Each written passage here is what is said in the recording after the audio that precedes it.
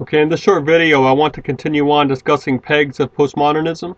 And by pegs, I mean handles that you can grab a hold of.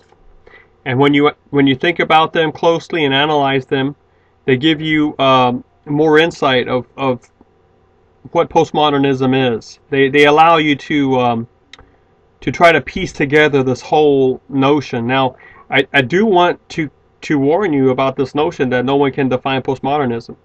You know, you should recognize at the very basis that's absurd, because it's a word that doesn't mean chair, and it doesn't mean cat, and it doesn't mean mailbox, so it must mean something. So at the very least, you can come up with a general definition. People that tell you, well, it can mean anything you want it to mean, or it doesn't mean something, or you can't define it, they're either being cute, or they're not very logical. So I wouldn't pay much attention to their definition. I might use a little bit of it, but from the get-go, you have to have someone that recognizes, yes, it can be defined. All right. So these are our ways of working towards that definition. Now, I want to talk to you about the notion of self-fashioning. Now, that's not a phrase of my own making. That's coming from a person named Stephen Greenblatt, who has been a very influential literary critic of late. But he does talk a very profitable amount of insight on this notion of self-fashioning. Okay, now to self-fashion something, you have to realize that this assumes something. It assumes that you recognize that there is a you that can be fashioned. Okay, now who does the fashioning? A self standing behind the you. I'll come back to the semi-contradiction of terms here, but there is what this essentially means in practical life is that you recognize that you have an interface in which you meet people at, and it is the body, yes, for most part, but it could also be the screen, like you're meeting me here on the interface of the screen. So here I can dress a certain way, look a certain way down when I'm presenting myself on the screen that I might never be like or look like when I'm, say, somewhere else. So there are outfits and demeanors and visual elements that you can change, or also, superficial habits and verbal tics and ways of speech and talk that you can mix around. And if this is the only place that the people are going to meet you, for all practical purposes, this is all they're going to see of you, this becomes your identity. But see, you never know the person that's standing behind it, right? So as soon as you recognize that there's an actor space, and that you can act a certain way in that space, but down deep inside you can be completely different, okay, then you are becoming comfortable with the notion of self-fashioning. And there are two ways you can do this, all right? One is, well, actually three, but the third way I'll consider as a complete negation of the notion. First, there is the Bart Simpson way. Now I'm thinking of Brian Ott's work.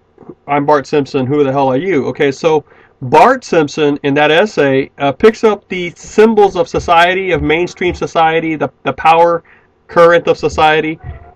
They reject certain symbols, certain signs. Bart picks them up and puts them on himself. Okay, so he's the rebel, and he's willing to use rebel gestures and symbols to signify himself in opposition against or toward the power channel, the power current of society. So, I mean, think about how we work this out today.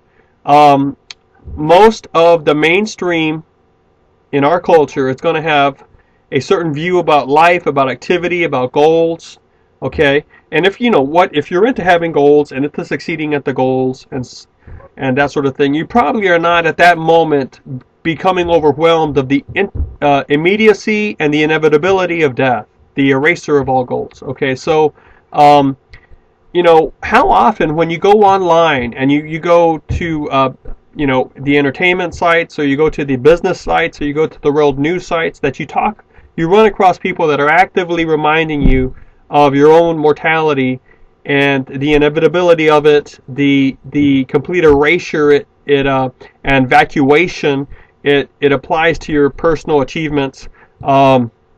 we don't, that main channel of society that is concerned about other things likes to think they're going to live forever, or at least assume that notion.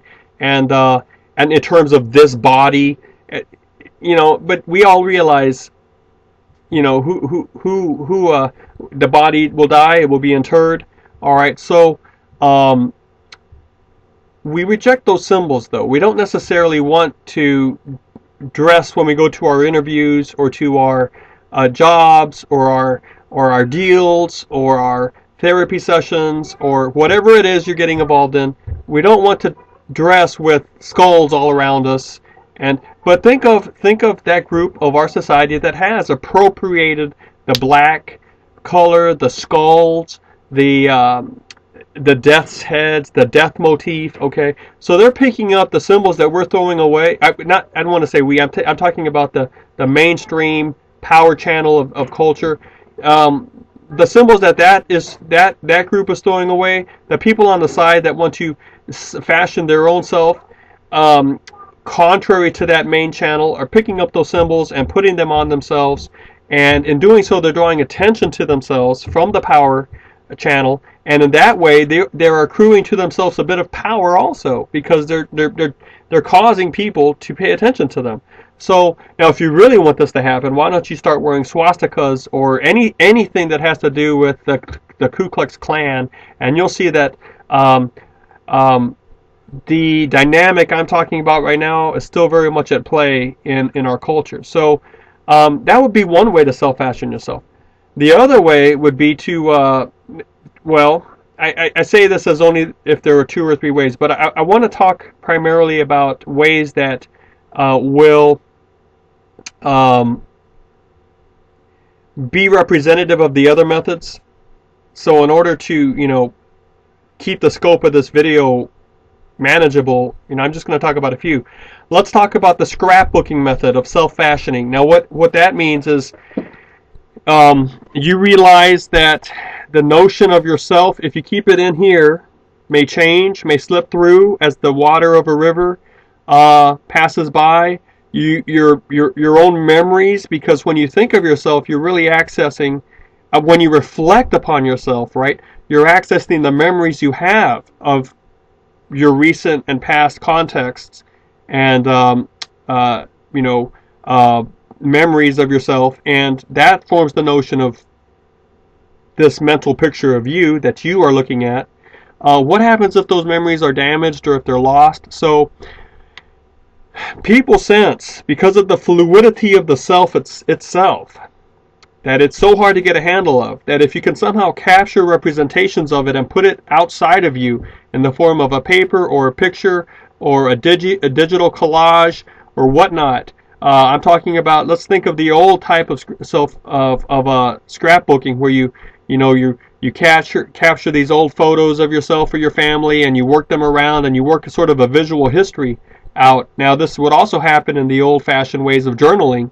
To write a journal, a daily entry of what happened in your life, would be a way to capture it outside of your actual the mind, the wetware that might break down or change. And it gives you a sense of stability and solidity as far as who you are. Now, let me say, if you're involved in a Facebook page, or a personal blog, or not, that doesn't even have to be about your life, but if it's about your views about something, then implicitly and indirectly it is still about you, and it's capturing you, your values and beliefs, as you apply them to certain topics. If you're into video logging, or the old-fashioned scrapbooks, but even something as apparently innocuous as a Facebook page is evidence that you're doing this, and that you sense this is important. Okay, so it's a capturing of the self outside of this actual body that you sort of sense escapes the deterioration of the body, and it stabilizes itself. Okay, now ironically, here's another way to do this. Because all of this involves somewhat of a contradiction. And the contradiction is this. If you are going to examine you, so let's say you, prime, are going to examine you, the subject, Can you really do that? Because as soon as you start to examine you, you have removed yourself from yourself to examine yourself. Let's call that you prime. And who is examining you prime? Oh, well, now you need a u double prime to examine u prime. But who's going to examine u double prime? Ah, now you need a u triple prime, and so forth ad infinitum. So the whole notion of I examine myself is actually contradictory. So, and we sort of understand that. We understand that as an impossible activity. And that leaves us with a black box called ourselves that we can never know. All right, the heart then, or the mind, is completely blackened to us. We don't know what's really inside it. We only see what comes out of it, and that kind of scares us. So people that don't know how to escape that, or don't want to try to escape that, may often just say, here's my way of doing it. I'm giving up altogether. And they begin to end up not actually caring what they look like, or caring how other people perceive them. And they settle for a common denominator, and that common denominator is usually their own ambitions or desires for that moment. So they're going to be caught up in whatever idea has captured them for that moment, and they really have no concern about how far it's going to go or what people are thinking about them as they do this. And it can show up in a physical manifestation. Maybe they have given up on some high level of personal hygiene. Maybe they don't care too much about their clothes or whatnot. And this, in fact, is a sort of a giving up on the whole notion by recognizing its impossibility, the genuine impossibility of, in fact, self-fashioning. All right. So this would be the Homer Simpson model. Now, of Brian Ott's essay, I'm Bart Simpson, Who the Hell Are You?, found in the Journal of Popular Culture. The thing about the Homer Simpson model is you can have two Homer Simpsons, right? You can have the Homer Simpson who doesn't know what he's doing, but he does it anyway. He does what I just described. He's the unconscious postmodernist. Not unconscious. He's the unaware postmodernist. But then you have the one who knows why he's doing what he's doing. And that's the more entrenched Homer Simpson, and it perhaps is the lowest, the deepest, the most advanced protest against the notions of trying to deal with yourself, and those are